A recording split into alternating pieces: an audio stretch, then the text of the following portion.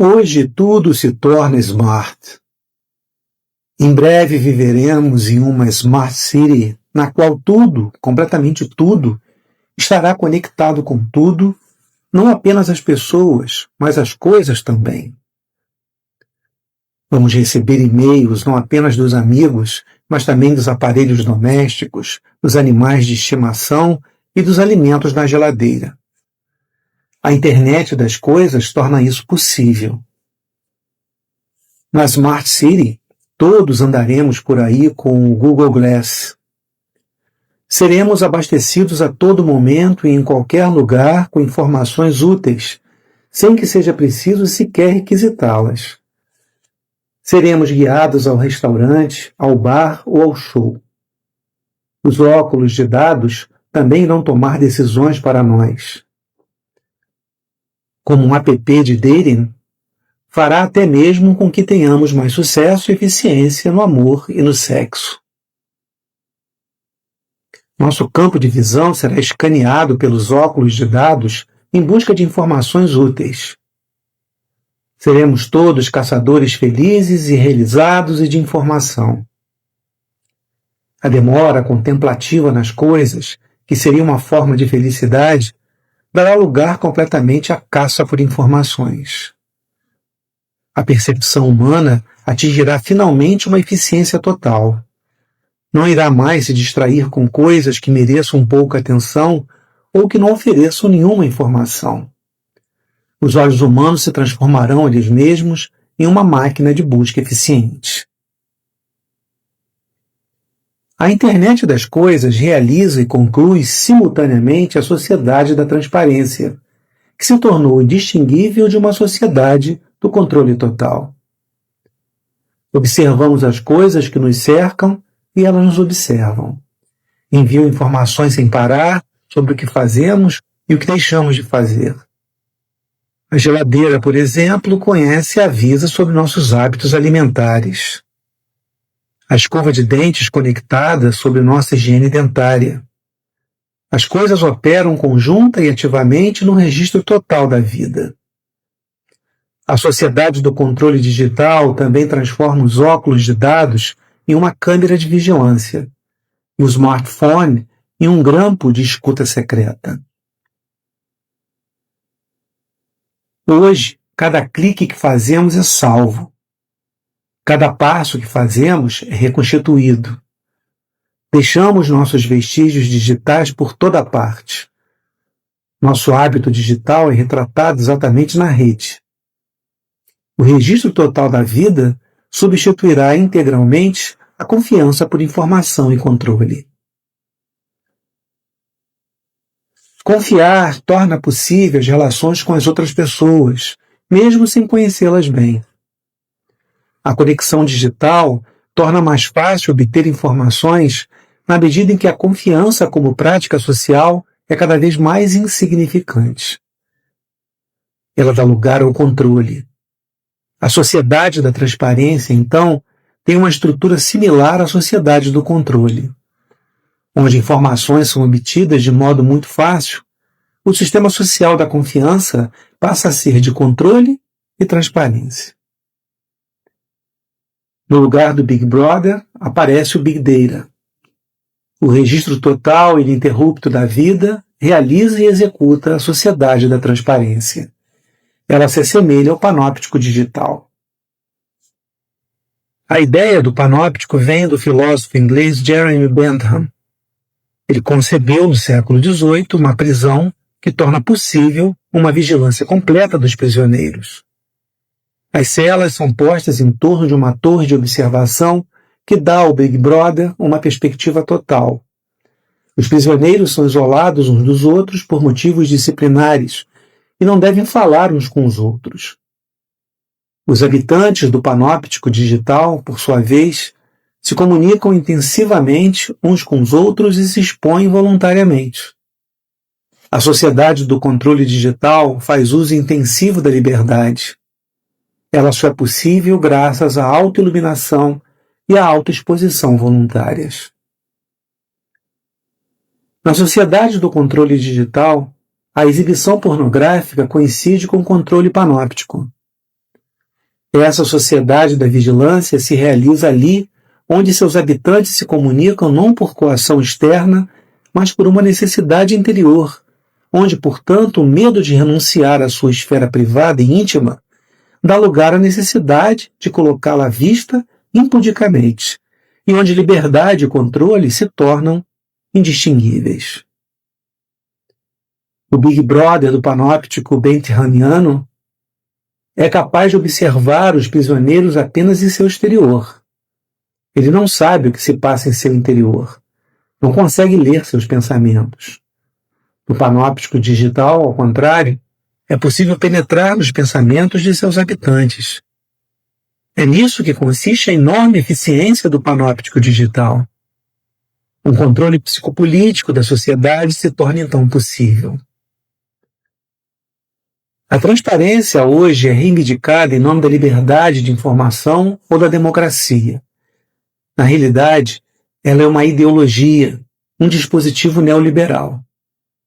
Com violência, ela põe tudo para fora para que se transforme em informação.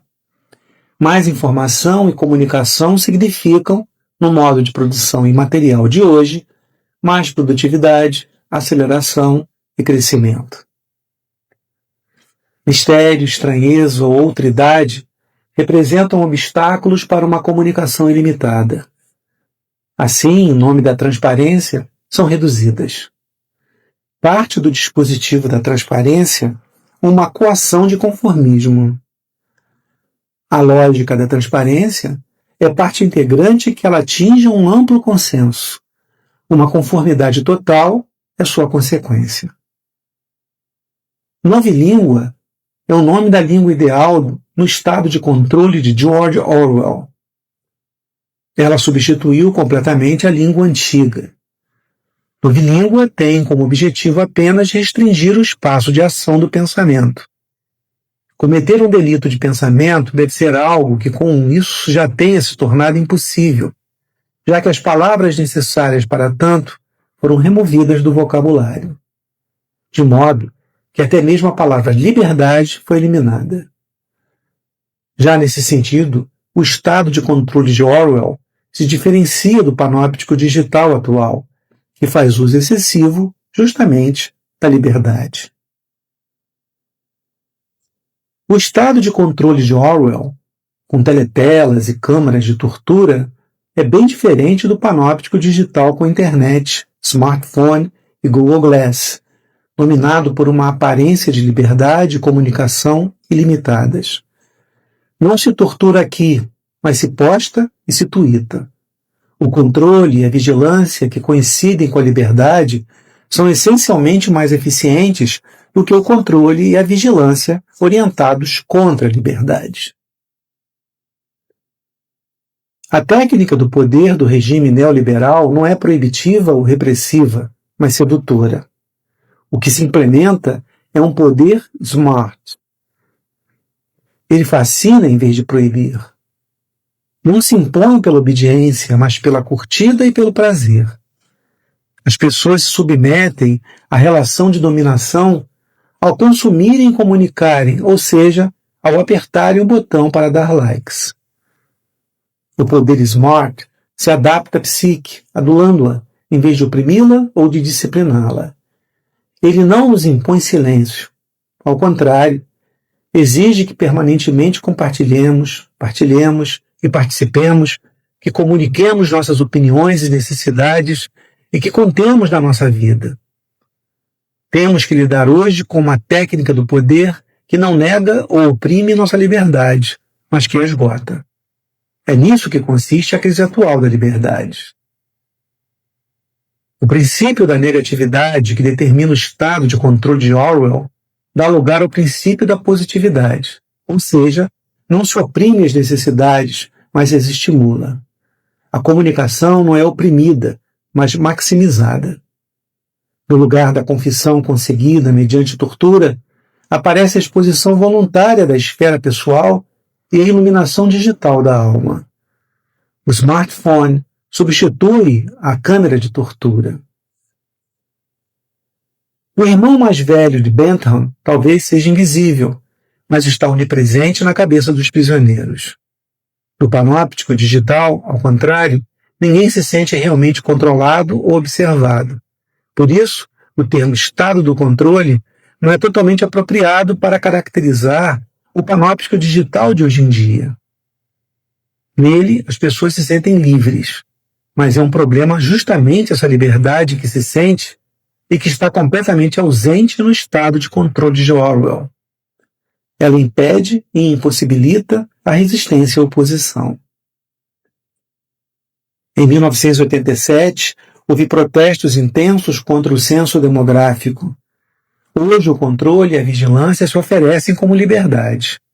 A liberdade se revela como controle. É lendário o anúncio da Apple que cintilou nas telas durante o Super Bowl de 1984. Nele, a Apple aparece como se estivesse nos libertando do estado de controle de Orwell. Seguindo o mesmo ritmo de passos, trabalhadores apáticos e sem vontade adentram uma grande sala e escutam o discurso fanático do grande irmão na tela. Então, entra na sala uma pessoa correndo, perseguida pela polícia do pensamento. Ela corre adiante, impassível, carregando uma grande marreta em seu peito. Determinada, ela corre em direção ao grande irmão, lançando o martelo com toda a força no telescópio, que se estoura com uma explosão fulgurante. As pessoas acordam da apatia.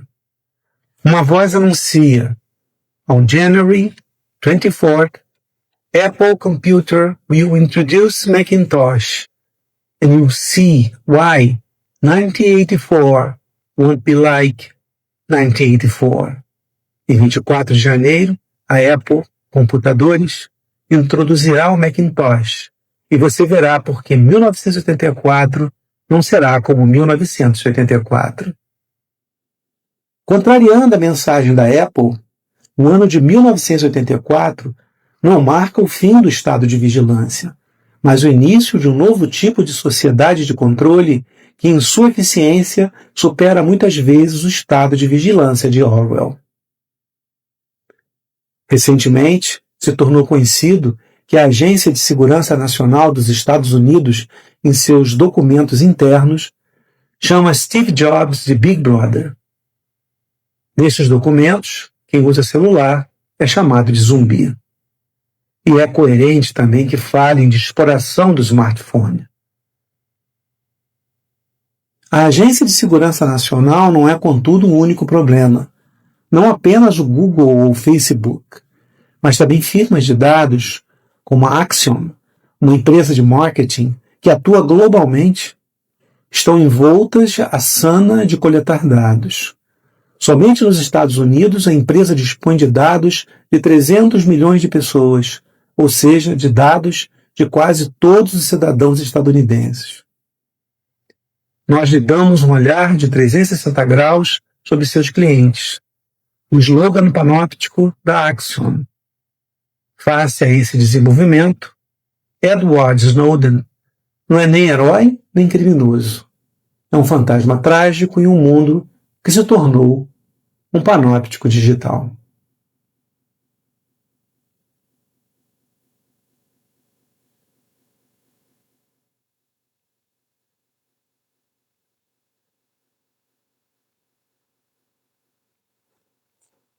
A vida contemplativa pressupõe uma pedagogia específica do ver.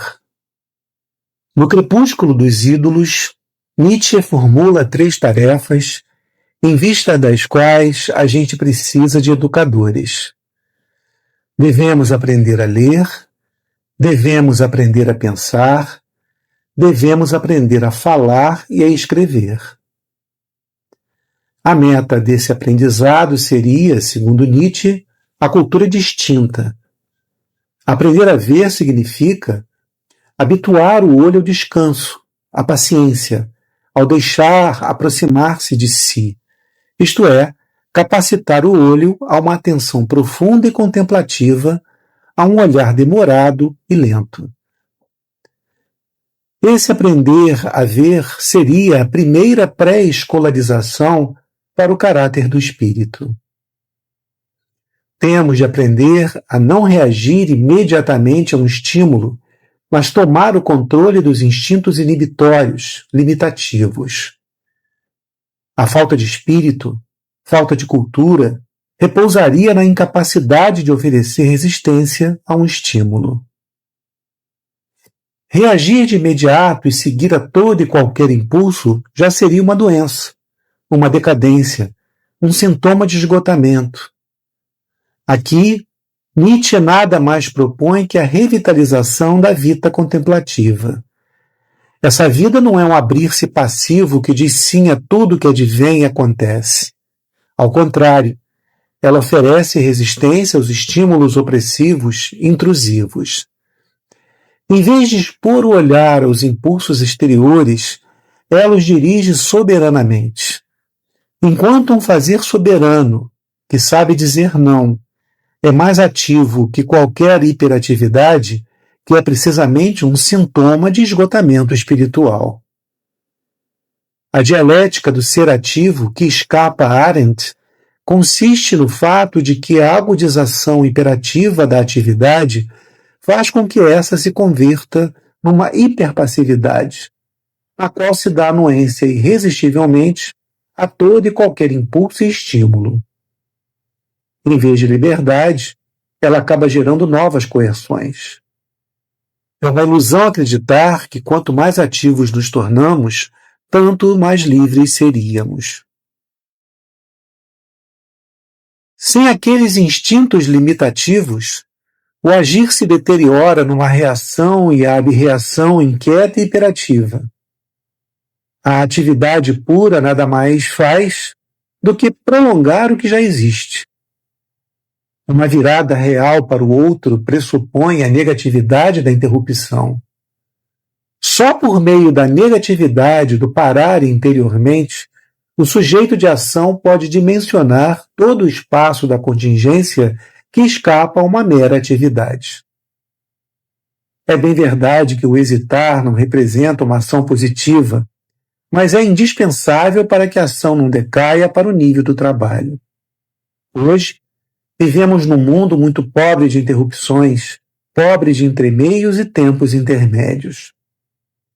No aforismo, a principal carência do homem ativo, escreve Nietzsche: aos ativos falta usualmente a atividade superior, e nesse sentido eles são preguiçosos. Os ativos rolam como rola a pedra, segundo a estupidez da mecânica.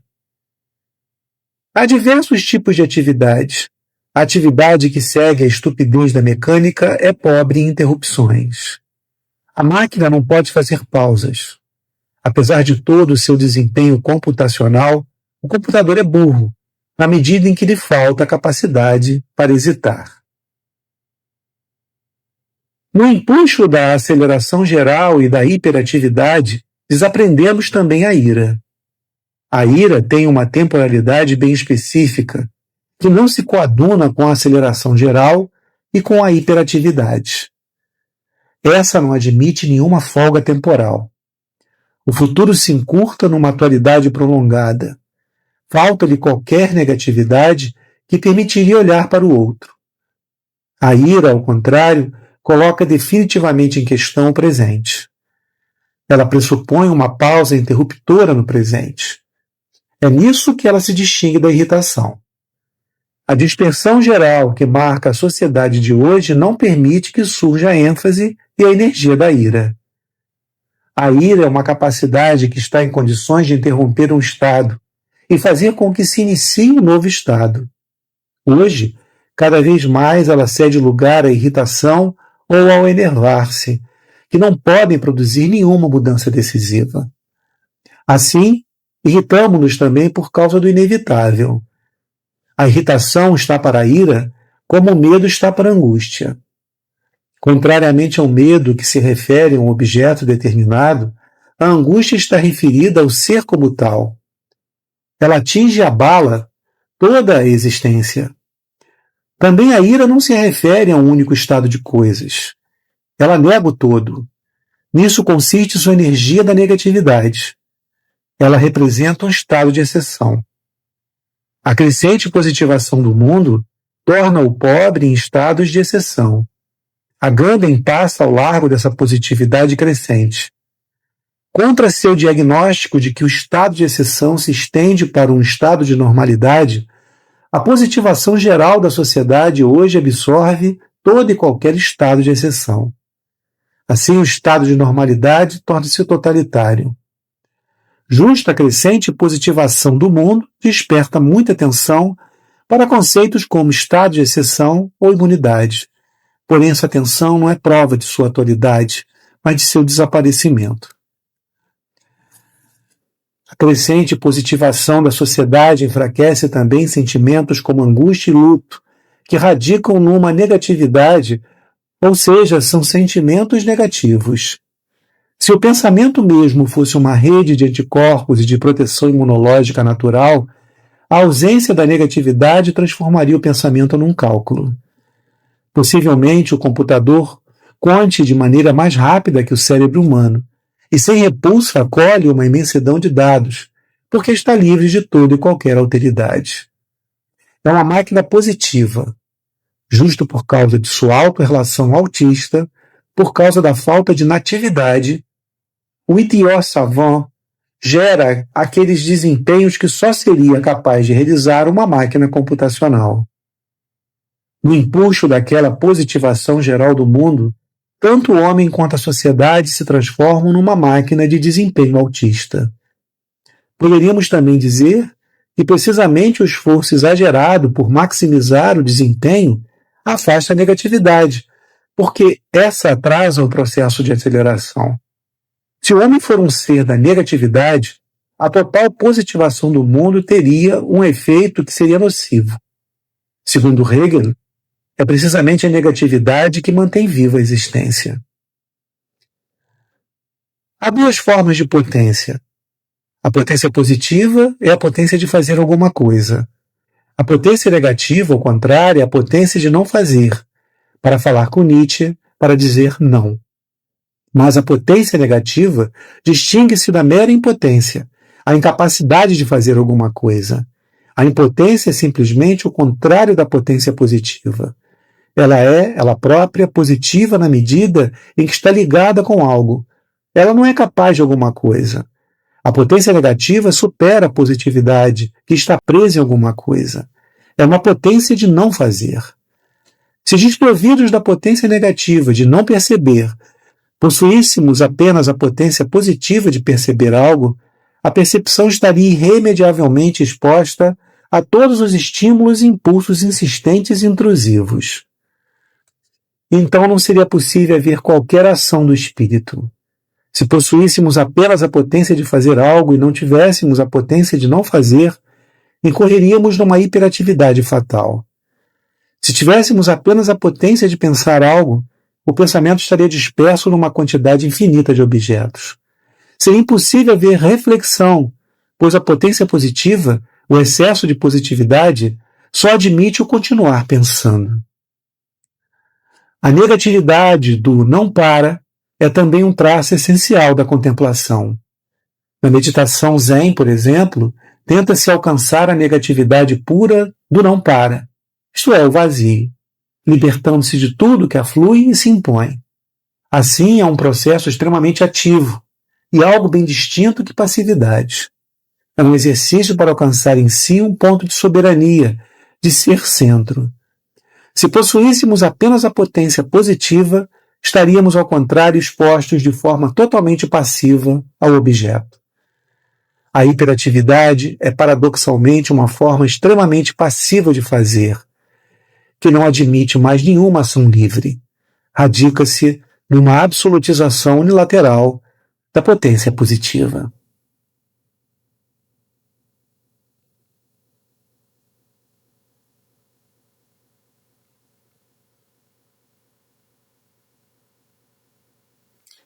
A pornografia serve ao mero viver exposto.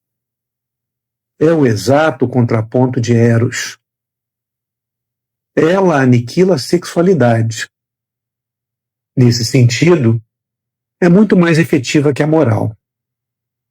A sexualidade não se desvanece na sublimação, na repressão e na moral. mas muito provavelmente naquilo que é mais sexual que o sexual, na pornografia. A pornografia tira sua força de atração da antecipação do sexo morto na sexualidade viva. O obsceno na pornografia não reside no excesso de sexo, mas no fato de não ter sexo. A sexualidade não se vê ameaçada por aquela razão pura que evita o sexo antiprazerosamente, como algo sujo, mas pela pornografia. A pornografia não é o sexo em espaço virtual. Mesmo o sexo real se transforma hoje em pornografia. A pornografização do mundo se realiza como sua profanação. Ela profana o erotismo. O louvor da profanação de Agamben não conhece esse processo social.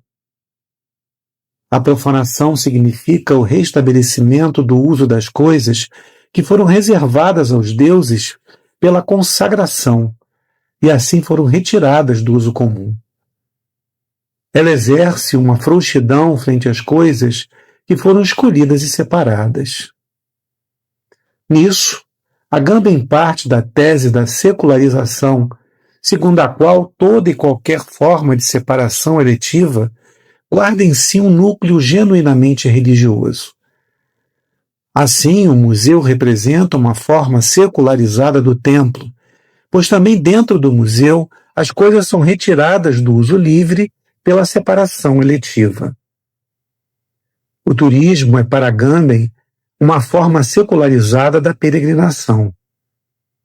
Hoje, segundo a hipótese de Agamben, os turistas que viajam sem descanso pelo mundo, que entremente se transformou em museu, correspondem aos peregrinos que vagueiam de romaria em romaria pelo país.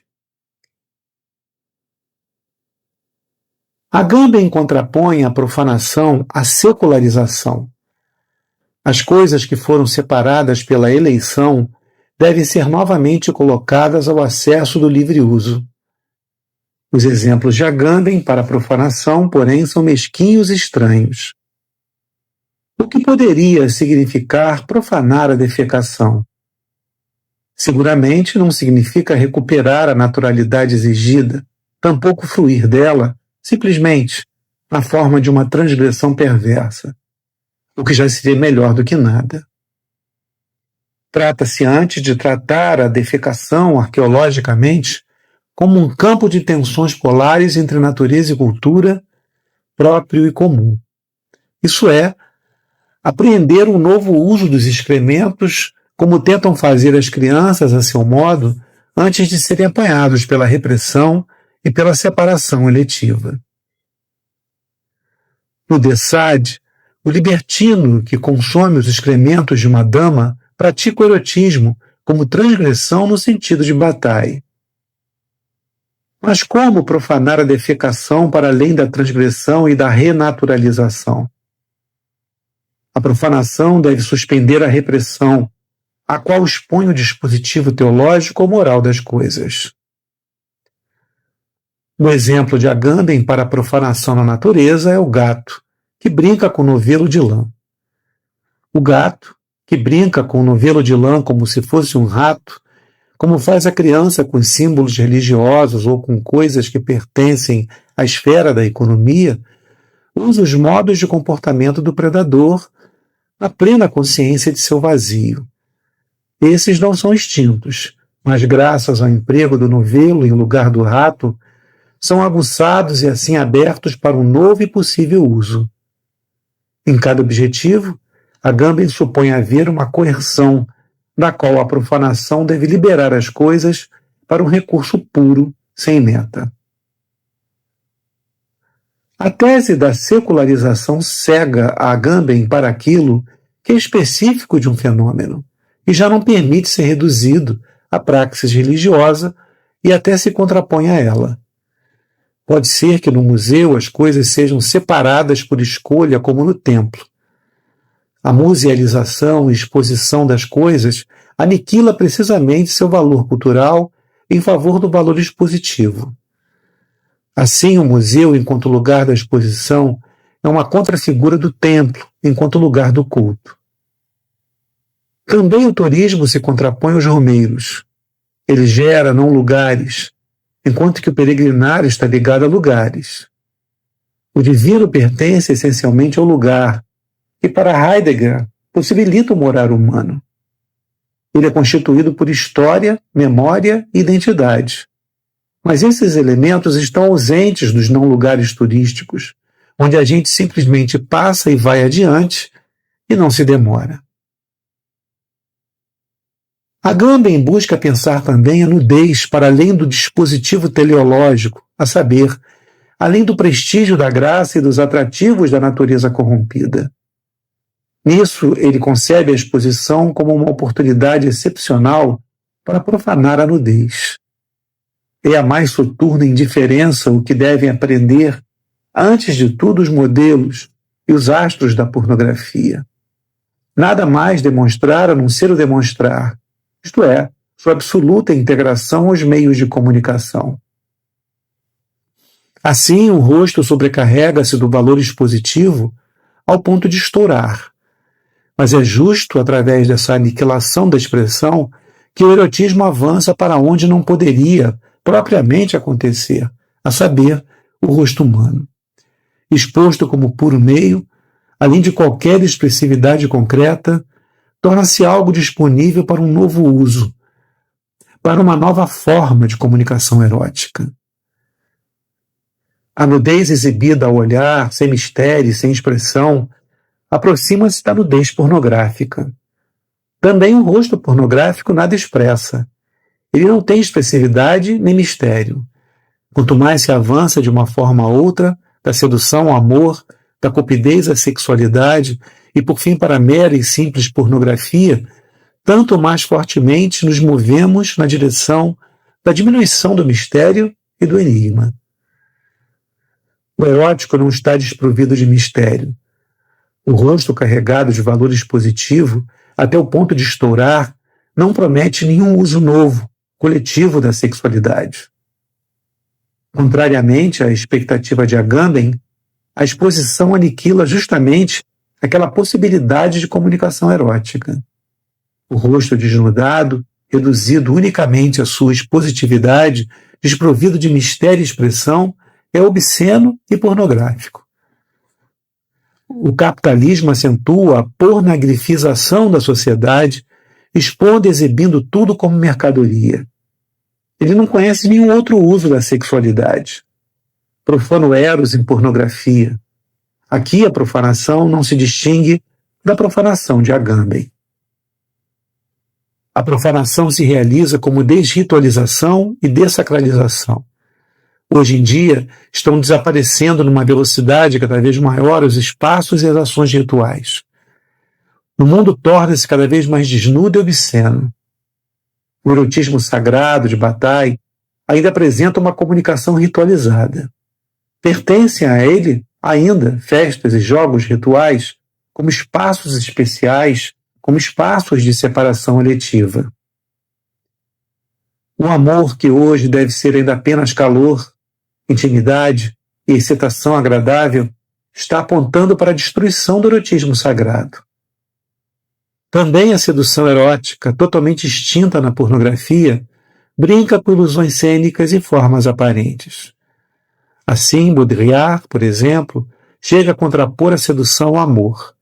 O ritual pertence à ordem da sedução.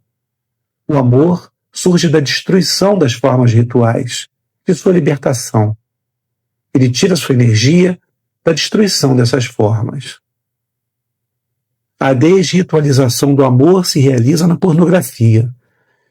A profanação de Agamben dá impulso, inclusive, ao processo atual de destruição de ritos e a pornografização do mundo, colocando em suspeita espaços rituais como se fossem formas de coerção da separação eletiva.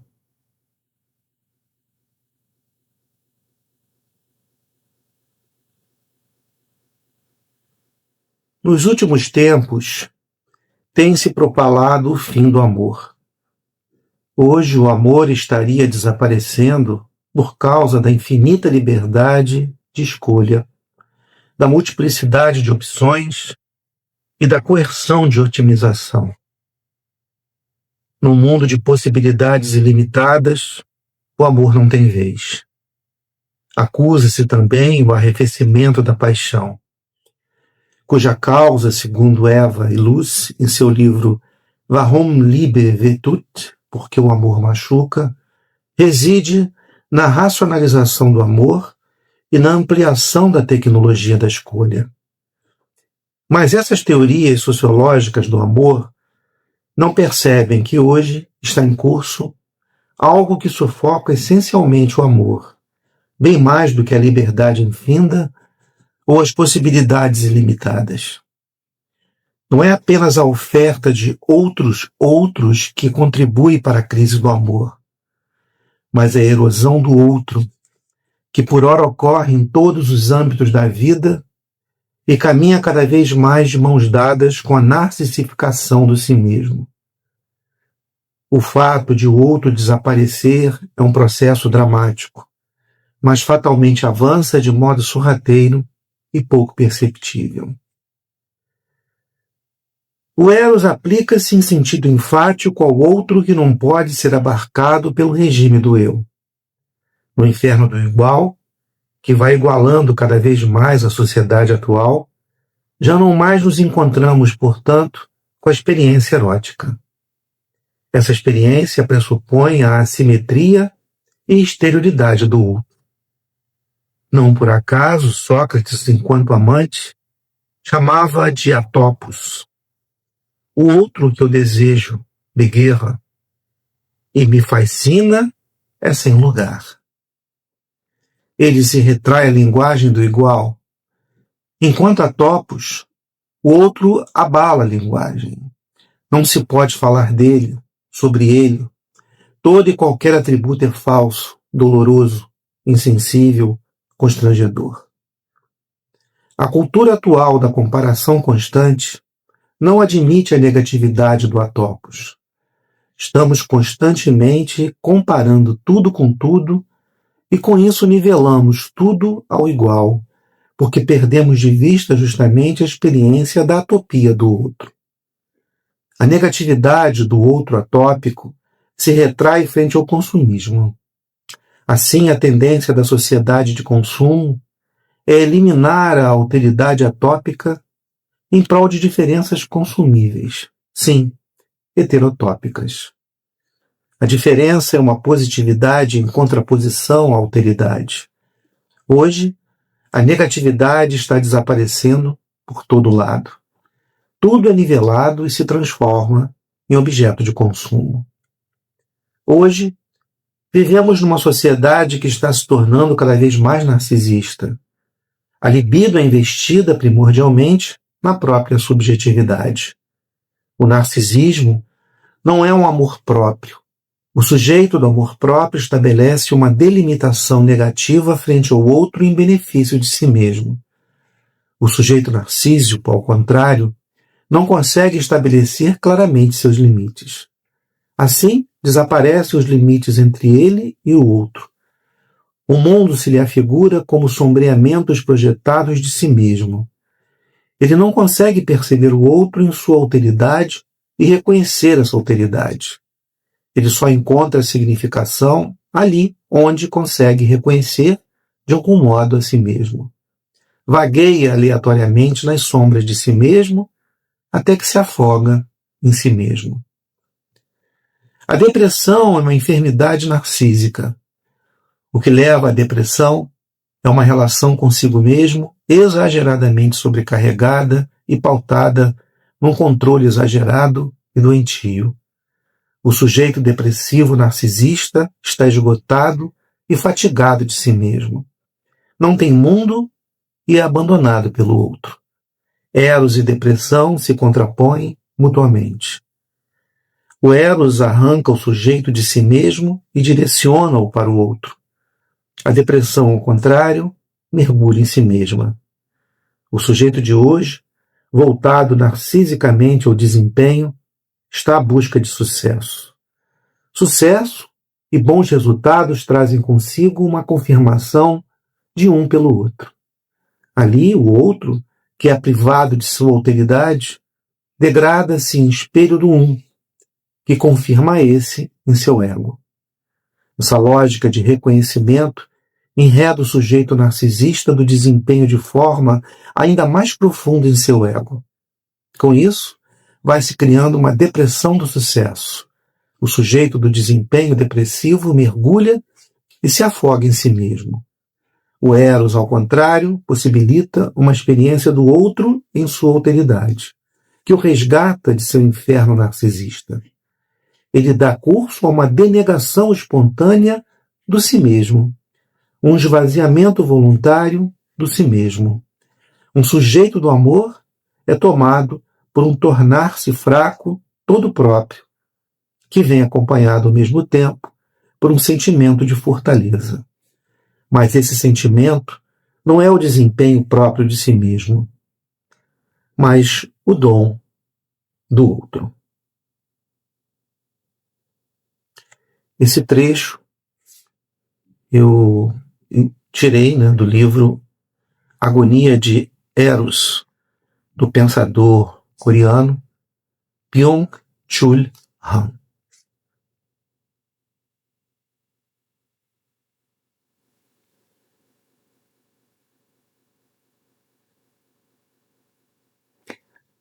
Os ritos são ações simbólicas. Eles transmitem e representam aqueles valores e ordens que mantêm uma comunidade unida. Eles geram uma comunidade sem comunicação, enquanto o que predomina hoje é a comunicação sem comunidade. A percepção simbólica é constitutiva dos rituais. O símbolo, palavra que vem do grego symbolon, originalmente significava um sinal de reconhecimento ou uma senha entre pessoas hospitaleiras. Um dos convidados quebra uma tábua de argila, fica com uma metade e entrega a outra metade em hospitalidade. Desta forma, o símbolo serve para se reconhecer. Esta é uma forma peculiar de repetição. Ressaber não é voltar para uma coisa. Uma série de reuniões não são um reconhecimento, mas reconhecer os meios para reconhecer algo como que é já conhecido. O que propriamente constitui o processo de instalação em uma casa? Todos nós sabemos disso. No reconhecimento, sempre acontece que soubemos mais propriamente o que foi possível na perplexidade momentânea do primeiro encontro. O ressaber capta a permanência no fugitivo. Sendo uma forma de reconhecimento, a percepção simbólica percebe o duradouro. Desta forma, o mundo é libertado de sua contingência e recebe uma permanência. Hoje, o mundo sofre com uma forte carência do simbólico. Os dados e informações carecem de qualquer força simbólica e, portanto, não permitem qualquer reconhecimento.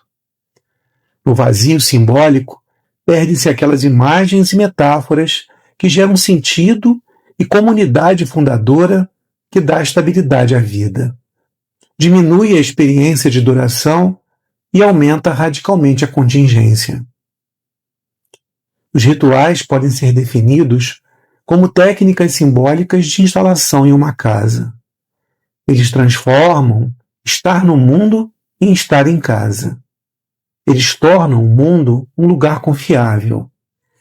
Eles são no tempo o que uma casa é no espaço. Eles tornam o tempo habitável. Além disso, permitem festejar o tempo tal como se celebra a instalação numa casa. Eles ordenam o tempo. Eles o condicionam. Em seu romance Cidadela, Antoine de Saint-Exupéry descreve os rituais como técnicas de instalação temporária em uma casa. E os ritos são no tempo o que a morada é no espaço. Bem, é bom que o tempo que passa não nos dê a sensação de nos perdermos e nos perdermos, como um punhado de areia, mas sim de nos realizarmos. É bom que o tempo seja uma construção. Então vou de festa em festa, de aniversário em aniversário, de colheita em colheita, como quando fui da sala do conselho para o banheiro na largura do palácio do meu pai, onde todos os passos tinham um significado. O tempo hoje carece de uma estrutura sólida. Não é uma casa, mas um fluxo inconsistente. Ele se desintegra na mera sucessão de um presente específico. Ele corre sem interrupção. Nada oferece a ele um ponto de apoio. O tempo que passa sem interrupção não é habitável. Os rituais dão estabilidade à vida. Parafraseando as palavras de Saint-Exupéry, pode-se dizer que os rituais são na vida o que as coisas são no espaço. Para Hannah Arendt, é a durabilidade das coisas que as torna independentes da existência do homem. As coisas têm a missão de estabilizar a vida humana. Sua objetividade é que elas oferecem a mutação dolorosa da vida natural. Um eu humano, uma identidade estabilizadora que pode ser deduzida do fato de que, dia a dia, conforme o homem muda, a mesma cadeira e mesa estão diante dele, com familiaridade inalterada. As coisas são polos de estabilização estática da vida. Os rituais cumprem a mesma função. Eles estabilizam a vida, graças à sua mesmice, à sua repetição. Eles tornam a vida duradoura. A pressão atual para produzir priva as coisas de sua durabilidade. Destrói intencionalmente a duração para produzir mais e forçar mais consumo. Demorar-se em algo, entretanto, pressupõe coisas que duram. Não é possível atrasar em algo se nos limitarmos a gastar e consumir coisas. E essa mesma pressão para produzir desestabiliza a vida, eliminando a durabilidade que está nela. Desta forma, ele destrói a durabilidade da vida, não importa quanto tempo a vida se prolongue. O smartphone não é uma coisa no sentido que Hannah Arendt dá ao termo. Falta precisamente aquela mesmice que dá estabilidade à vida, e também não é especialmente durável. É diferente de coisas como uma mesa, que tenho diante de mim em si mesma. Seu conteúdo de mídia, que monopoliza continuamente nossa atenção, é tudo menos idêntico a eles. Sua alternância frenética não permite se demorar neles. O desconforto inerente ao dispositivo o torna um lixo. Também nos vicia e nos obriga a fazer uso dele, embora não devamos sentir que isso nos pressiona.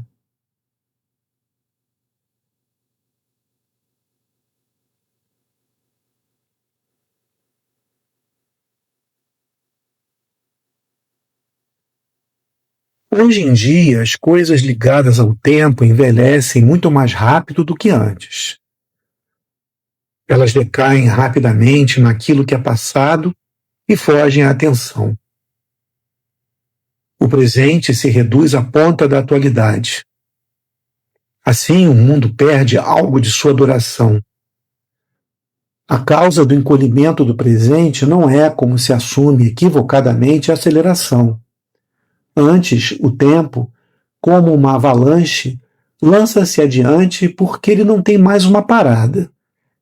Aqueles pontos do presente entre os quais não existiria nenhuma força gravitacional e nenhuma tensão, pois são meramente aditivos, desencadeiam a ruptura do tempo, o que conduz ao aceleramento sem direção e sem sentido. Quem é depressivo não é capaz de uma conclusão. Sem conclusão, porém, tudo se dissipa. Não se forma nenhum autorretrato estável, o que seria igualmente uma forma de conclusão. Não por acaso, a indecisividade, a incapacidade para a escolha, é sintomática da depressão. A depressão é característica de um tempo no qual se perdeu a capacidade de concluir e encerrar. Também o pensamento pressupõe a capacidade de concluir, de se deter, de se demorar. Nisso, ele se distingue do cálculo.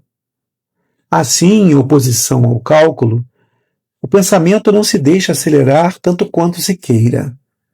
Pertence aos sintomas da síndrome de fadiga por informação, ou seja, o cansaço de informação, a incapacidade de pensar analiticamente.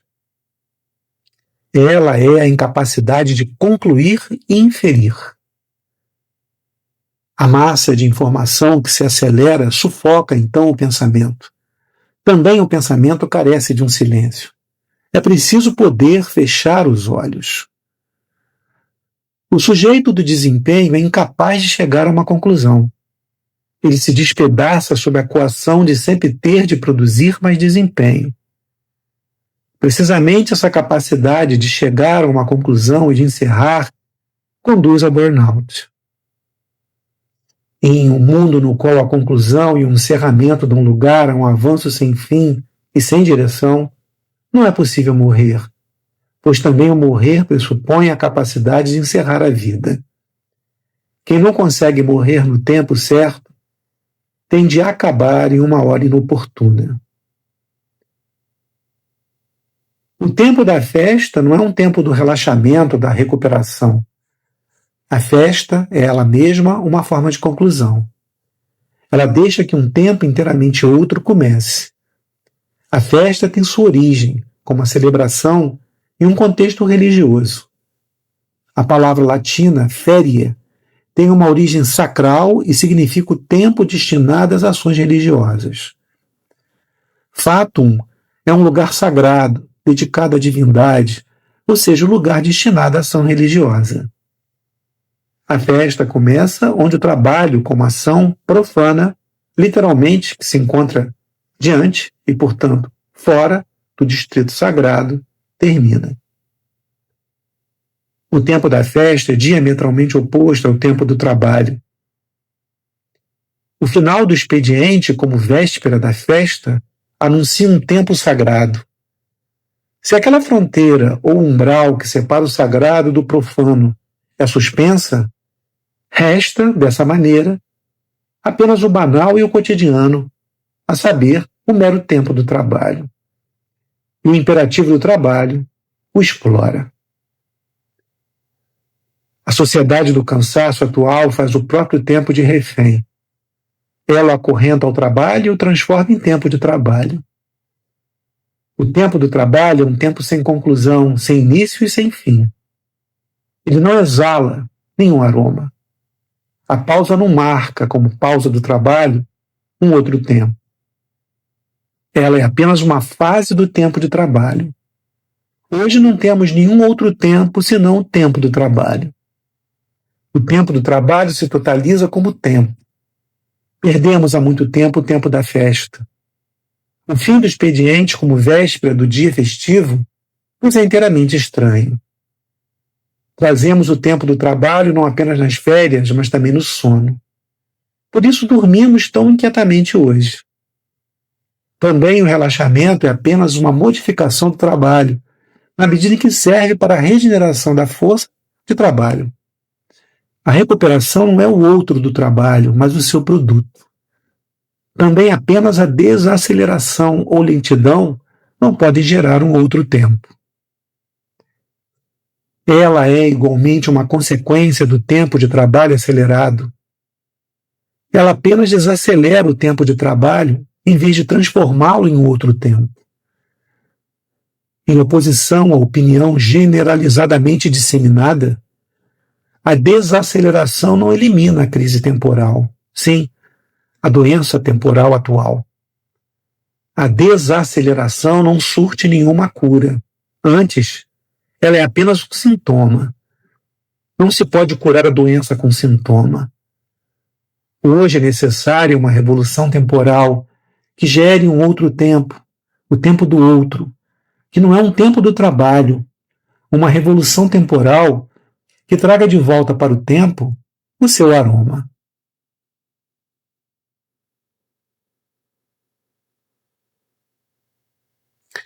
A pornografia serve a um mero viver exposto. É o exato contraponto de Eros. Ela aniquila a sexualidade. Nesse sentido, é muito mais efetiva que a moral. A sexualidade não se desvanece na sublimação, na repressão e na moral, mas muito provavelmente naquilo que é mais sexual que o sexual, na pornografia. A pornografia tira sua força de atração da antecipação do sexo morto na sexualidade viva. O obsceno na pornografia não reside no excesso de sexo, mas no fato de não ter sexo. A sexualidade não se vê ameaçada por aquela razão pura que evita o sexo antiprazerosamente como algo sujo, mas pela pornografia. A pornografia não é o sexo em espaço virtual. Mesmo o sexo real se transforma hoje em pornografia. A pornografização do mundo se realiza como sua profanação. Ela profana o erotismo. O louvor da profanação de Agamben não conhece esse processo social.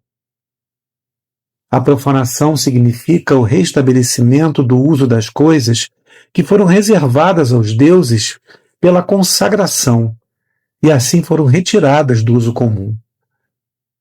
Ela exerce uma frouxidão frente às coisas que foram escolhidas e separadas. Nisso, Agamben parte da tese da secularização, segundo a qual toda e qualquer forma de separação eletiva guarda em si um núcleo genuinamente religioso. Assim, o museu representa uma forma secularizada do templo, pois também dentro do museu as coisas são retiradas do uso livre pela separação eletiva. O turismo é para Agamben uma forma secularizada da peregrinação. Hoje, segundo a hipótese de Agamben, os turistas que viajam sem descanso pelo mundo, que entremente se transformou em museu, correspondem aos peregrinos que vagueiam de romaria em romaria pelo país. Agamben contrapõe a profanação à secularização. As coisas que foram separadas pela eleição devem ser novamente colocadas ao acesso do livre uso. Os exemplos de Agamben para a profanação, porém, são mesquinhos e estranhos. O que poderia significar profanar a defecação? Seguramente não significa recuperar a naturalidade exigida, tampouco fruir dela, simplesmente, na forma de uma transgressão perversa, o que já seria melhor do que nada. Trata-se antes de tratar a defecação arqueologicamente como um campo de tensões polares entre natureza e cultura, próprio e comum. Isso é, apreender um novo uso dos excrementos, como tentam fazer as crianças a seu modo, antes de serem apanhados pela repressão e pela separação eletiva. No De Sade, o libertino que consome os excrementos de uma dama pratica o erotismo como transgressão no sentido de Bataille. Mas como profanar a defecação para além da transgressão e da renaturalização? A profanação deve suspender a repressão, a qual expõe o dispositivo teológico ou moral das coisas. O exemplo de Agamben para a profanação na natureza é o gato, que brinca com o novelo de lã. O gato, que brinca com o novelo de lã como se fosse um rato, como faz a criança com símbolos religiosos ou com coisas que pertencem à esfera da economia, usa os modos de comportamento do predador na plena consciência de seu vazio. Esses não são extintos, mas graças ao emprego do novelo em lugar do rato, são aguçados e assim abertos para um novo e possível uso. Em cada objetivo, Agamben supõe haver uma coerção, da qual a profanação deve liberar as coisas para um recurso puro, sem meta. A tese da secularização cega a Agamben para aquilo que é específico de um fenômeno e já não permite ser reduzido à praxis religiosa e até se contrapõe a ela. Pode ser que no museu as coisas sejam separadas por escolha como no templo. A musealização e exposição das coisas aniquila precisamente seu valor cultural em favor do valor expositivo. Assim, o museu, enquanto lugar da exposição, é uma contrafigura do templo, enquanto lugar do culto. Também o turismo se contrapõe aos romeiros. Ele gera não lugares, enquanto que o peregrinário está ligado a lugares. O divino pertence essencialmente ao lugar, e para Heidegger possibilita o morar humano. Ele é constituído por história, memória e identidade. Mas esses elementos estão ausentes dos não-lugares turísticos, onde a gente simplesmente passa e vai adiante e não se demora. Agamben busca pensar também a nudez para além do dispositivo teleológico, a saber, além do prestígio da graça e dos atrativos da natureza corrompida. Nisso, ele concebe a exposição como uma oportunidade excepcional para profanar a nudez. É a mais soturna indiferença o que devem aprender, antes de tudo, os modelos e os astros da pornografia. Nada mais demonstrar a não ser o demonstrar, isto é, sua absoluta integração aos meios de comunicação. Assim, o rosto sobrecarrega-se do valor expositivo ao ponto de estourar. Mas é justo através dessa aniquilação da expressão que o erotismo avança para onde não poderia propriamente acontecer, a saber, o rosto humano. Exposto como puro meio, além de qualquer expressividade concreta, torna-se algo disponível para um novo uso, para uma nova forma de comunicação erótica. A nudez exibida ao olhar, sem mistério e sem expressão, aproxima-se da nudez pornográfica. Também o rosto pornográfico nada expressa. Ele não tem expressividade nem mistério. Quanto mais se avança de uma forma a outra, da sedução ao amor, da cupidez à sexualidade e, por fim, para a mera e simples pornografia, tanto mais fortemente nos movemos na direção da diminuição do mistério e do enigma. O erótico não está desprovido de mistério. O rosto carregado de valor expositivo, até o ponto de estourar, não promete nenhum uso novo, coletivo da sexualidade. Contrariamente à expectativa de Agamben, a exposição aniquila justamente aquela possibilidade de comunicação erótica. O rosto desnudado, reduzido unicamente à sua expositividade, desprovido de mistério e expressão, é obsceno e pornográfico. O capitalismo acentua a pornogrifização da sociedade, expondo e exibindo tudo como mercadoria. Ele não conhece nenhum outro uso da sexualidade. Profana o eros em pornografia. Aqui a profanação não se distingue da profanação de Agamben. A profanação se realiza como desritualização e dessacralização. Hoje em dia, estão desaparecendo numa velocidade cada vez maior os espaços e as ações rituais. O mundo torna-se cada vez mais desnudo e obsceno. O erotismo sagrado de Bataille ainda apresenta uma comunicação ritualizada. Pertencem a ele ainda festas e jogos rituais como espaços especiais, como espaços de separação eletiva. Um amor que hoje deve ser ainda apenas calor, intimidade e excitação agradável, está apontando para a destruição do erotismo sagrado. Também a sedução erótica, totalmente extinta na pornografia, brinca com ilusões cênicas e formas aparentes. Assim, Baudrillard, por exemplo, chega a contrapor a sedução ao amor. O ritual pertence à ordem da sedução. O amor surge da destruição das formas rituais, de sua libertação. Ele tira sua energia da destruição dessas formas. A desritualização do amor se realiza na pornografia. A profanação de Agamben dá impulso, inclusive, ao processo atual de destruição de ritos e a pornografização do mundo, colocando em suspeita espaços rituais como se fossem formas de coerção da separação eletiva.